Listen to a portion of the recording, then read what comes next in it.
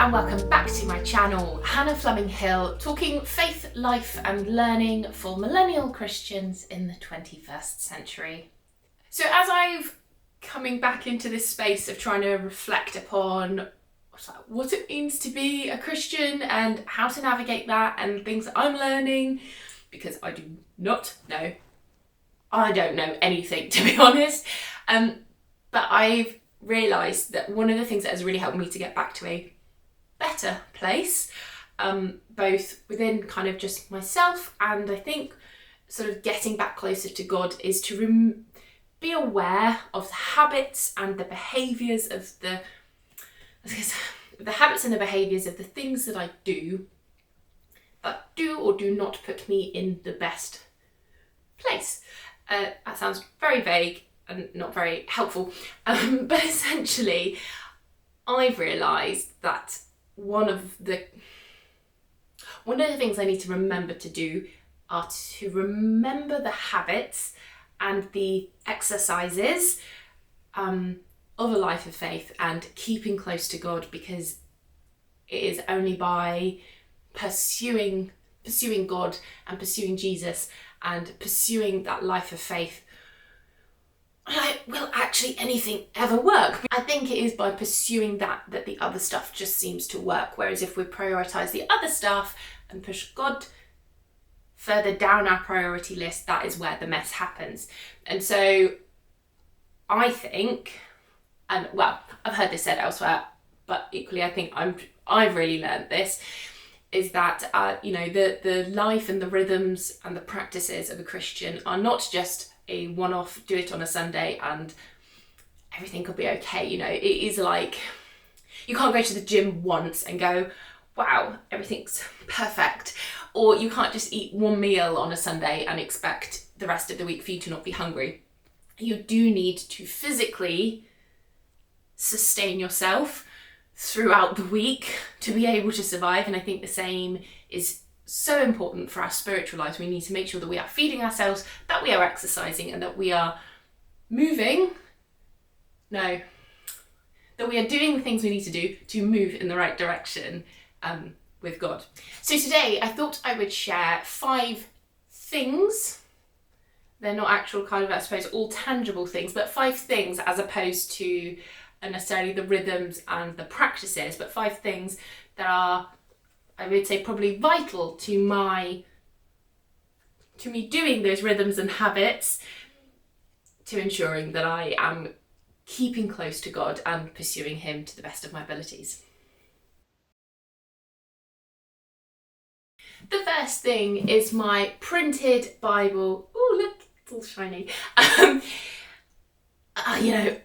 I'm a digital person, shouldn't my first thing be a digital tool? But actually, I think because so much of my life centres around digital, it's really important that I make distinctions and make sure that I am not just having it easy by having everything on my phone or at the computer and stuff. And so I very much, it's not even just value, it is essential that I have my printed Bible. And I have a weird obsession with printed Bibles, in the sense of that, I don't know, I love collecting, printed Bibles, but also just seeing how different they all are.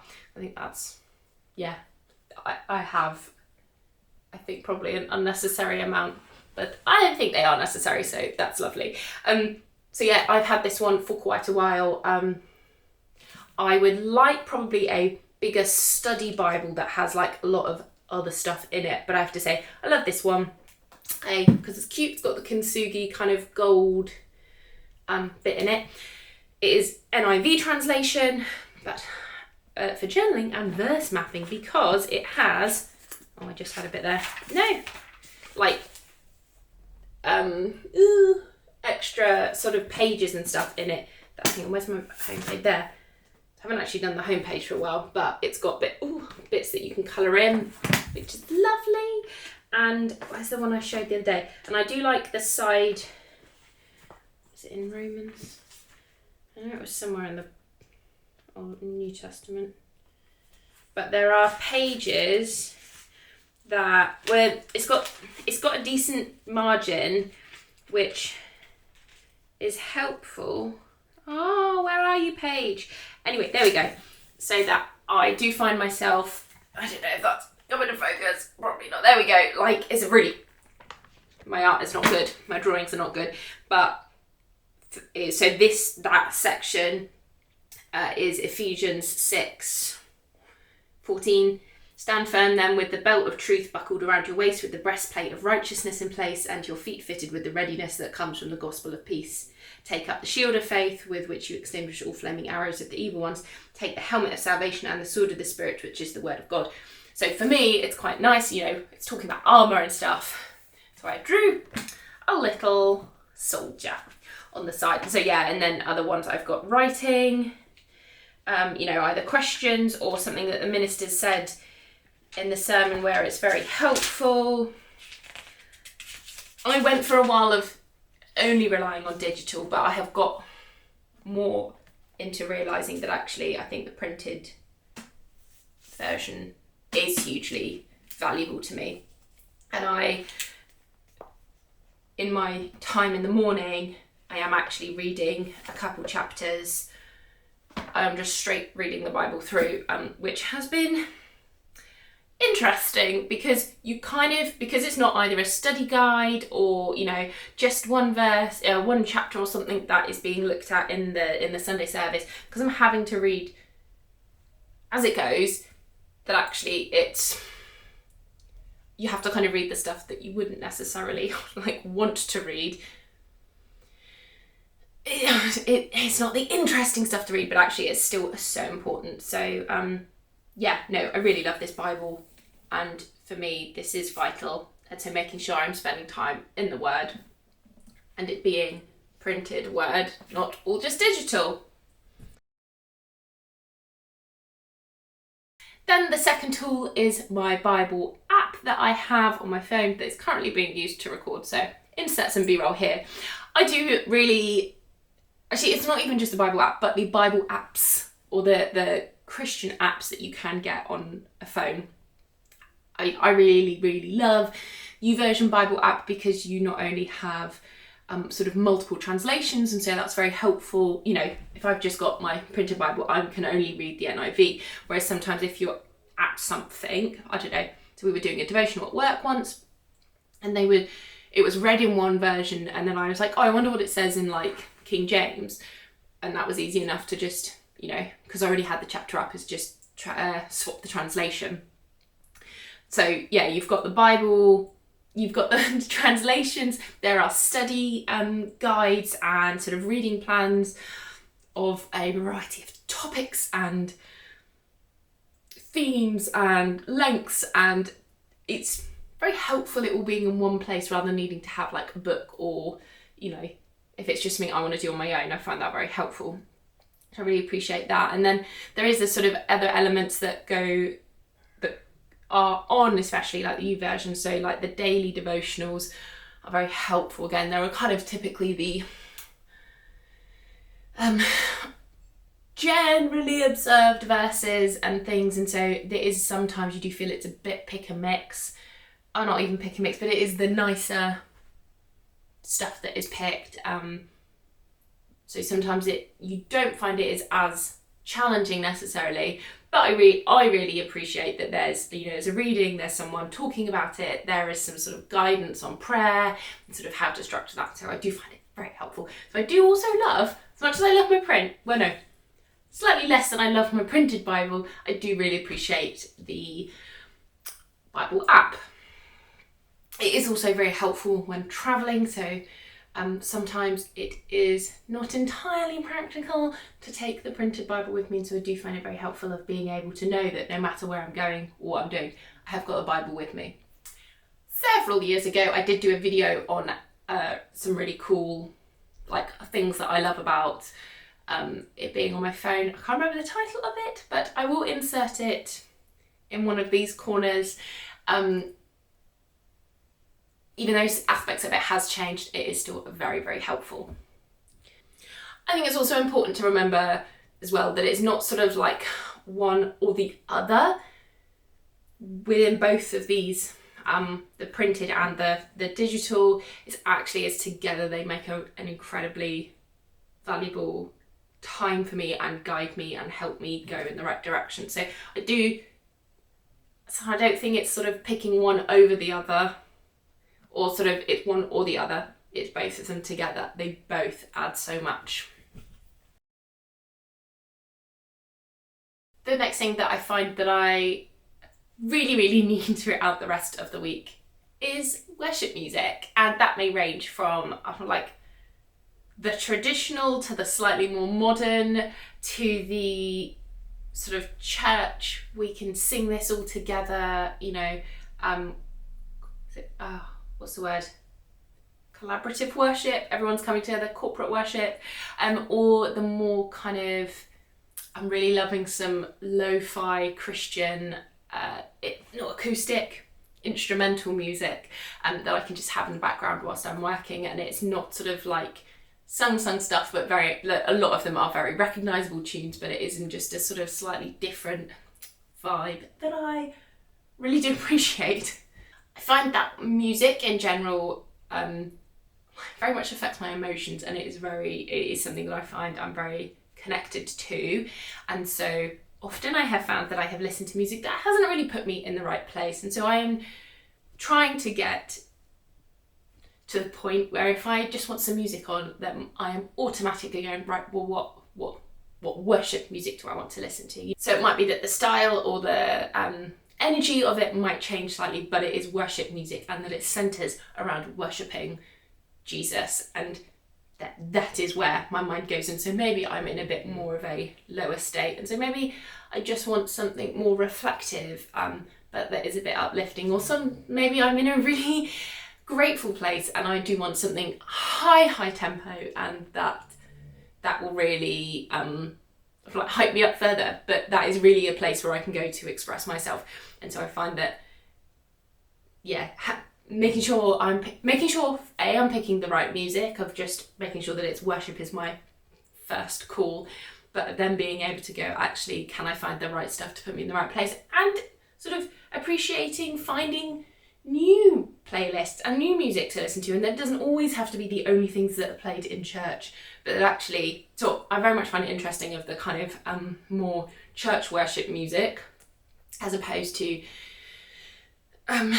CCM, so contemporary Christian music, of maybe I want to listen to something pop, I want to just listen to something, I'm not trying to sing along and be Taylor Swift, but I just want to listen to it without it feeling like it has to be a sing along with it. I'm really not explaining that very well, but actually sometimes I just want to listen to artists who I'm not trying to sing along with them, but they are just doing something that is, they are doing their worship because God has given them the gifts and the talents to be able to write and play and sing and perform, and that's awesome. So I have kind of a number of different playlists that I love listening to on different themes, and because now I have to do quite a bit of driving, and just get, or if I'm out and about and just want to listen to some music that I'm like, right, I really love this album from this artist, let's listen to more of that, or no, I love this one song, let's listen to the whole album, or I really like this style, let's go onto radio so Spotify's quite good because you can radio a song, which essentially it finds stuff that's similar. So yeah.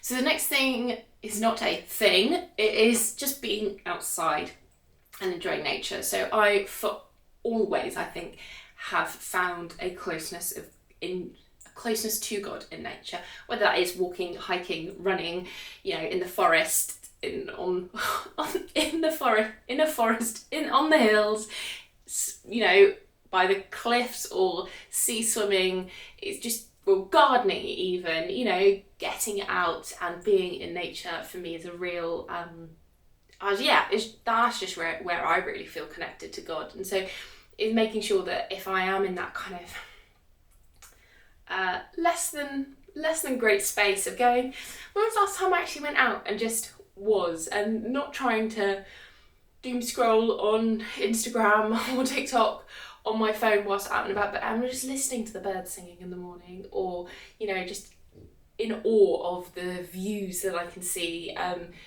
it is fun taking the drone out and just seeing things from a different perspective, or just being in the water and being able to appreciate that God made the heaven and the earth, the land. God made the heavens and the earth, the land and the water. And it is evidence of God's amazing creativity. I think that's what's one of the things that's most awesome. He made it, isn't that absolutely incredible? But also there's just such diversity. Sorry, I keep looking out in the garden, and it's just, even in our small garden, there's so many different plants and there's so many different little animals and things. I'm guessing I can't see all of them, but yeah, it's just wow. And that sounds very cliche, but yeah, for me it's just sort of, God made the Garden of Eden, and that was where we were meant to be, and stuff happened, and to summarise the Bible, stuff happened. But the fact is that he made this garden initially where we were meant to be, and so I definitely think there is something about nature being that connecting point to us. And then there's all kind of psychological, science stuff about being out in nature and touching dirt and things, which cannot. It's science. It's poorly worded. It's science, but the fact is that it's not just like, oh, this is science and we found it. Pretty sure it's because God designed us to be able to, that we required to go out into nature and do stuff.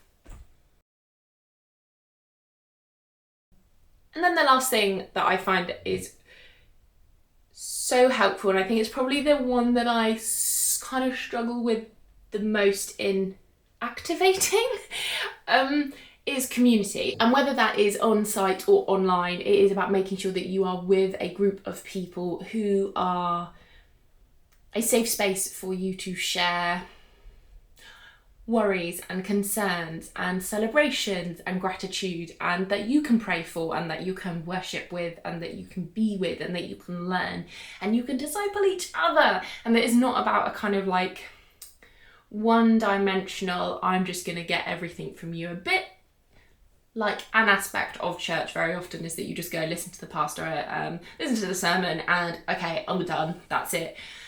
Are you in a space where you can both receive but also give, and that you can serve and that you can share with others, and that there's this sort of giving and taking space, and then it's not all just one person is giving or always one person is taking, but that actually that everyone is sort of in community and able to support each other. So I think it's the reason why I probably struggle with the most is because my life is very online. That is finding the right spaces that I am in, and I have some very lovely safe spaces online where I can share with people, and that people can share with me, and that's great. But equally, I think that it is ensuring that I am not only relying on the online, but that I am engaging with on site. And that's probably the slightly harder thing for me to do with at the minute. I was going to say all sorts of stuff going on, because it's not really that. I'm just struggling. I struggle to settle with an on-site church. Partly because I don't know why. No, I don't really know why. So it's going to be very difficult for me to say exactly what the reasoning behind. That's probably why I'm finding it hard, because it's difficult to pinpoint it down exactly. But I do go to church. I go to a couple of different ones because it depends on what's going on, which that probably in itself doesn't help. But I know that it is important to make sure that I am going on site and gathering with people to worship and listen, and that there are spaces where I can serve as well. That's probably the biggest one that I need to work on. And I think probably because that is the one where there are other people involved in, that's not just something I can easily do. It's not just between me and God, and I can be like, right, I'm going to read my Bible. We're going to do that together, and that's cool. Whereas church, there's a number of moving parts to that. So that's been quite interesting. But I really do appreciate when I do go to church and have that time on a Sunday morning to worship with others. So those are things that are helping me right now in my faith journey. So we've got scripture, worship, nature, digital tools, and community. I would love to know what helps you. What are you finding valuable at the minute, and what are things that are really strengthening in your faith? What's keeping you close to God these days? Thank you so much for joining, and I will see you soon for my next video.